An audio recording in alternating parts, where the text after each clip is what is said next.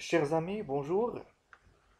Ravi de vous retrouver dans cette nouvelle vidéo destinée aux élèves du première année baccalauréat, dans laquelle je vais vous expliquer un extrait ou bien une scène d'une tragédie moderne, Antigone, que nous sommes en train d'étudier.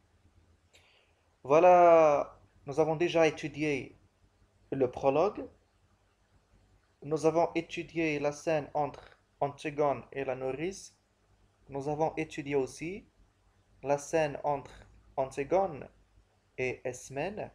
Donc, ceux qui n'auront pas encore vu les scènes précédentes, donc n'hésitez pas à revenir les voir dans la chaîne. Donc, vous pouvez chercher, donc vous allez tout trouver sur ma chaîne concernant, bien sûr, les œuvres. Dans cette vidéo, nous allons étudier la scène entre Antigone et Aimant. Premièrement, situation de passage par rapport à l'œuvre. Alors, le passage est tiré de l'œuvre Antigone, dans le genre et tragédie moderne, écrite par John Anhui en 1942, et présenté pour la première fois en 1944. Ce passage se situe juste après la soirée de bal organisée par la famille royale. Cette soirée est finie par une dispute entre Antigone et son fiancé Aimant.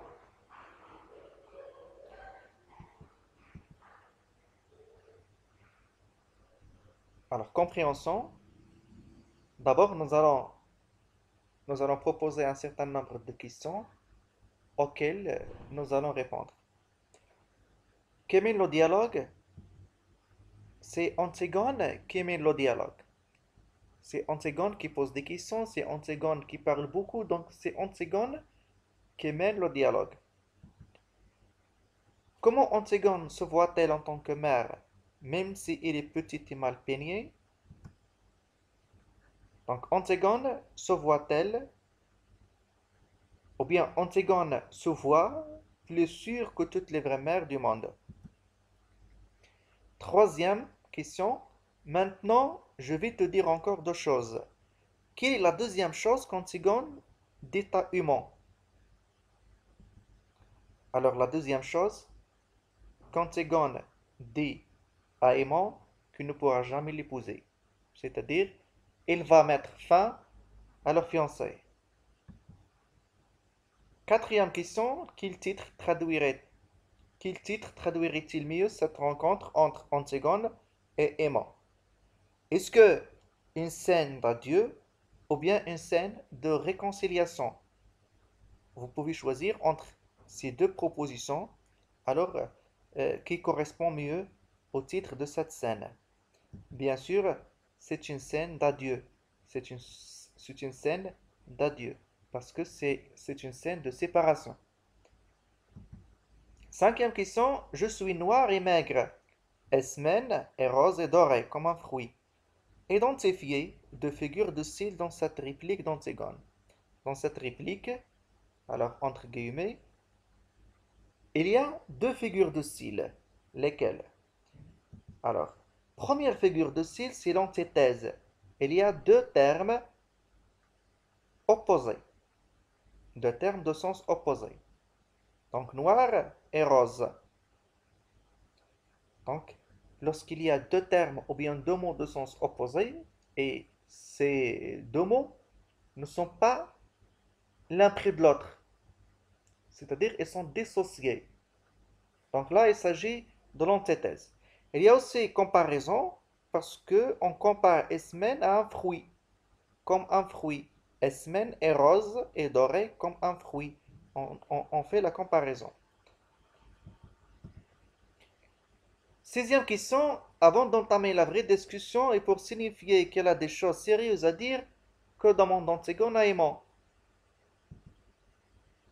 Alors, il lui demande d'être grave, d'être sérieux. Septième question, tu seras demain, tu seras tout à l'heure. Qu'est-ce que Aimant sera tout à l'heure? Qu'est-ce qu'il ne sait pas à ce moment-là? Bien sûr, il sera qu'Antigone a tenté d'enterrer son frère, parce que Antigone a déjà tenté d'enterrer son frère Polynice. Huitième question, le petit garçon que nous aurions eu, je l'aurais défendu, je l'aurais serré, elle aurait eu, tu aurais eu. Pourquoi Antigone emploie-t-elle le conditionnel? Donc, alors, comme vous le remarquez, là, il y a conditionnel passé, conditionnel passé aussi, là, conditionnel passé. Donc, Antigone utilise le conditionnel. Pourquoi Antigone emploie-t-elle le conditionnel? Pourquoi utilise-t-elle le conditionnel? De quoi Antigone est-elle certaine? Elle est certaine qu'il ne sera jamais mère. Alors, c'est la raison pour laquelle elle a utilisé le conditionnel qui marque l'incertitude et le doute. Alors, le petit garçon que nous aurions eu, le petit garçon que nous aurions eu, Antigone utilise le conditionnel parce qu'elle est sûre que ce petit garçon, il n'y aura plus, il n'y aura jamais, pardon, il n'y aura jamais de petit garçon. Elle est sûre. Donc, elle est sûre qu'il va mourir. Et par conséquent, il n'y aura jamais de petit garçon. C'est la raison pour laquelle il utilise le conditionnel. Oh, tu m'aimais, aimant. Tu m'aimais. Tu en es bien sûr ce soir-là. Que tu auras plutôt dû demander à Ismaël. Voilà donc cette réplique. La question c'est quoi? De quel soir et de quelle demande Antigone fait-elle allusion? Dans cette réplique, entre guillemets, Antigone fait allusion de quel soir d'abord et puis de quelle demande. Bien sûr, il parle du soir du bal où Aimon a demandé à Antigone d'être sa femme. Bien sûr, la demande, c'est la demande d'être sa femme. Antigone dit à Aimon que tu aurais plutôt dû demander à Ismène, c'est-à-dire à Ismène d'être ta femme. Donc, il lui pose ces questions alors pour se rassurer que Aimon l'aime vraiment. Dixième question, le petit garçon que nous aurions eu tous les deux, je l'aurais bien défendu contre tout. Quel est le mode et le temps des verbes? Le petit garçon que nous aurions eu, donc conditionnel, je l'aurais bien défendu, conditionnel. Conditionnel passé. Alors, le conditionnel passé. Onzième question, quelle réaction d'Aimon a provoqué la dispute avec Antigone et sa fuite? Pourquoi Antigone et Aimon se sont disputés la veille, bien sûr la veille de cette rencontre? Alors c'est le rire d'Aimon. Alors Aimon a ri lorsque Antigone est venu chez lui, il a ri et par conséquent ils se sont disputés. Deuxième question, quelle est la tonalité de cette scène? Une tonalité tragique. Treizième question, pour quel motif Antigone cherche-t-elle à se faire pardonner? À cause de sa dispute avec Aimon. Pourquoi Antigone avait-elle emprunté tous les accessoires de féminité des semaines?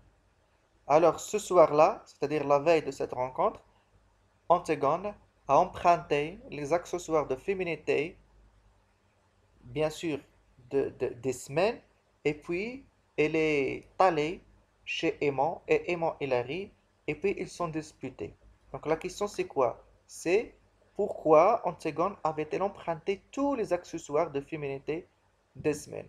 La réponse, pour être un peu plus comme les autres filles, pour donner à Aimon envie d'elle, pour paraître séduisante aux yeux d'Aimon. Donc bien sûr, selon la scène, selon les répliques, selon les paroles d'Antigone. Quinzième question, à quel moment de la journée se déroule la scène? Alors, le matin, la scène se déroule le matin. 16e question, quel accessoire de féminité Antigone avait-elle emprunté à Ismène? Relevez les quatre éléments dans l'ordre. Alors, les accessoires de féminité qu'Antigone a empruntés, le parfum, le rouge à lèvres, la poudre, la belle robe. Septième question, qu'est-ce qu'Antigone a fait jurer à Aimant? Sortir sans poser de questions. Huitième question, Antigone se révèle-t-elle dans cette scène plutôt femme ou plutôt enfant? Bien sûr, elle se révèle plutôt femme. Il parle de son enfant, il parle de, de, de- de sa relation avec Aimant, il parle je dirais, de ses sentiments, donc elle se révèle plutôt femme. Neuvième question, quel chantage Antigone fait-elle à Aimant pour le pousser à sortir sans rien dire? Alors, il le menace de se jeter par la fenêtre. Vingtième question, que demande Antigone à Aimant au début de la scène? Alors, il lui demande de lui pardonner. Alors, je dirais au début de la scène, il lui demande de lui pardonner. Et puis, à la fin de la scène, elle lui fait, elle lui a fait jurer, hein, elle lui a fait jurer de sortir sans rien dire. Et puis, elle lui a annoncé, je dirais, la fin de leur relation. Synthèse, le passage se prépare pour un coup de théâtre, la fin de relation de fiançailles, et par conséquent de mariage entre Antigone et Aimant. Donc c'est un événement inattendu qui va certainement introduire un changement dans la suite de l'intrigue. C'est la fin de relation montre qu'Antigone a bien décidé de mourir pour son devoir d'enterrement de son frère Polynice en sacrifiant sa vie. Alors même si Antigone aime Aimant, donc il va préférer enterrer son frère par devoir parce qu'elle respecte la loi divine. Elle pense que ceux qu'on n'enterre pas, leur âme erre éternellement sans jamais trouver de repos. Donc c'est la raison pour laquelle elle préfère enterrer son frère et mourir au lieu, bien sûr, de vivre sa vie amoureuse avec Aimant. Elle va sacrifier sa vie et surtout sa vie personnelle et sa vie amoureuse au détriment de son devoir. Son devoir familial et son devoir, bien sûr, religieux. Voilà, c'est la fin de cette vidéo. Je vous remercie de l'avoir suivi. N'oubliez pas de vous abonner à ma chaîne YouTube, à liker la vidéo et à nous laisser un petit commentaire. Cela nous fera toujours plaisir et nous encourage à aller plus loin. Merci à vous, à très bientôt.